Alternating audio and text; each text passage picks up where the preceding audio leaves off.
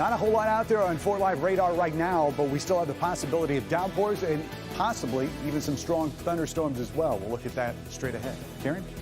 Also first at 4, the man accused of holding a knife to the throat of a 7-year-old girl goes to court. We'll talk about his bail. We're also hearing from Governor Gretchen Whitmer about the new bill to reform auto insurance. She's got objections. Paula. How cool would it be to walk into a bank with this check with this number? Even more cool when you find out how it was raised and what it's for. Live from downtown Detroit, Local 4 News First at 4 starts now. Good afternoon, everybody. I'm Karen Drew. First at 4, we have seen rain showers moving through Metro Detroit. More of you should be dry now, but we are seeing some of those scattered showers in some spots. So let's get right to Ben Bailey to see how the next hour is shaping up. Yeah, Karen, we don't have a whole lot in the way of sunshine outside, but temperatures have gotten into the 70s right now, and it's pretty much just a few light rain showers across most of the area until you start looking down here into the northern part of Ohio. And that's where we've got a few downpours developing. No lightning strikes yet on this, but there's a little bit more instability for these storms to work with in northern Ohio, and especially in our south zone. So we're going to keep a close eye on that as we go forward. Good news, all the lakeshore flood advisories have been canceled except for the flood warning here in the southern tip of St. Clair County. So if you're in Algonac or Harson's Island, keep in mind that that flood warning does remain in effect for you.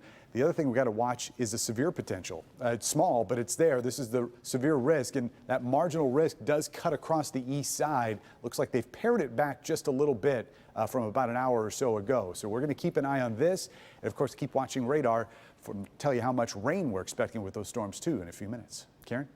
All right, thank you, Ben. The man accused of holding a knife to the neck of a 7-year-old girl was in court today.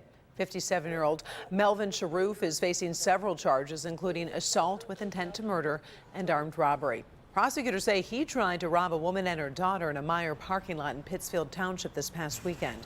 A judge set his bail at $100,000. He's due back in court later this month. Also facing a judge today, a basketball coach for New Haven High School accused of having an inappropriate relationship with one of his students. Prosecutors say LaTuan Turner had a sexual relationship with a 17-year-old student at various locations all around Metro Detroit. Today, he waived his preliminary exam, and the judge sent his case to trial. He'll be in court later this month. Turner is on administrative leave until further notice. Once again, Michigan drivers are so close to seeing auto insurance reform, but will it happen? At 2:09 this morning, the state house passed its version of a bill trying to bring down insurance rates.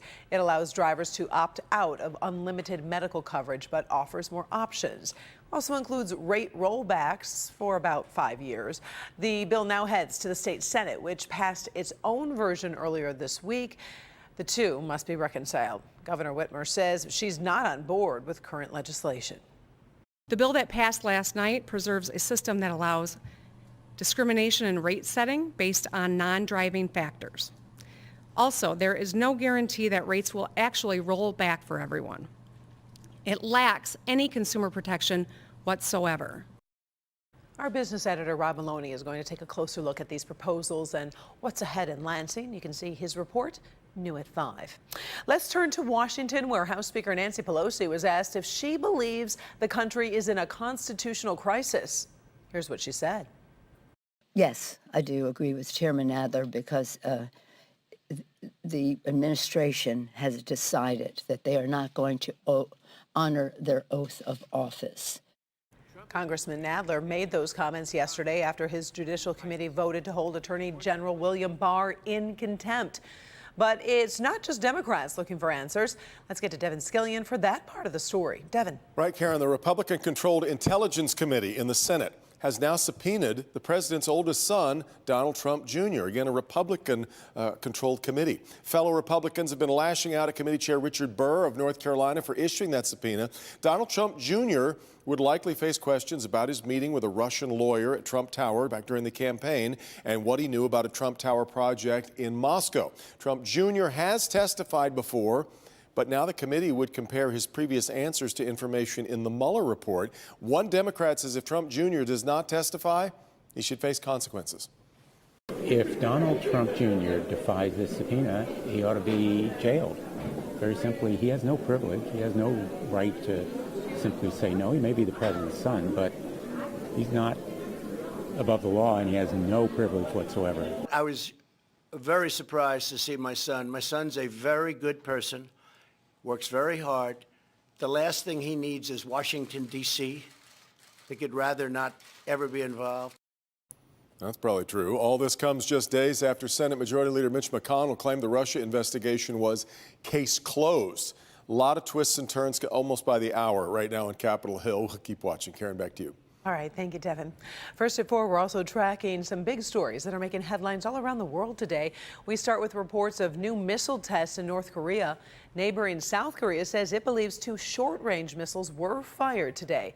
It's the North's second weapons launch in 5 days. So far, neither test violates a promise Kim Jong-un made to President Trump to stop long-range testing. But it's another sign peace talks between the U.S. and North Korea are not moving forward. Today, President Trump says he's not happy about the missiles, but hopes to keep negotiating. Pope Francis is tackling clergy sex abuse with a groundbreaking new law that affects churches all around the world. The new law requires all priests and nuns to report abuse by their superiors to church authorities. There's also a whistleblower protection for anyone making a report. And dioceses are required to have a system in place to receive claims confidentially. Abuse victims call it a step forward, but not enough, since the law does not require alleged crimes to be reported to police. 3 local high schools that are usually competitors have taken time to team up for a good cause. This new team has become a force of nature to help victims of natural disasters. Paula Tutman is in Rochester Community Schools District, where a huge check was presented to an international nonprofit. So I want you to look around, and I think you can probably agree that this is really kind of cool, because it's safe to say that in the Rochester Community Schools District, there's a pretty healthy rivalry with the high schools. There are 3 of them, all within a 5-mile radius of one another. But this year, all 3 high schools decided to work together for the common good for what they call a TriHigh event. We'd like to present this check to Shelterbox for $74,256. Thank you. In the Rochester Community Schools District, the culmination of a first. 3 rival high schools who put their differences aside to become one gargantuan fundraising unit. We've had floods here where the basement gets 6 inches of water, but the floods we're talking about are the ones that wipe away homes, just totally destroyed and leave people without anything at all. Students in a combined effort from Rochester, Rochester Adams, and Stony Creek joined together for a charity week. It brought the 3 schools that are traditionally competitive with each other closer together to unify. The money they raised, mind-boggling, $74,256. We did not expect a number that high, and when we got there, we were just, it was amazing. And it'll go around the world where it's needed most.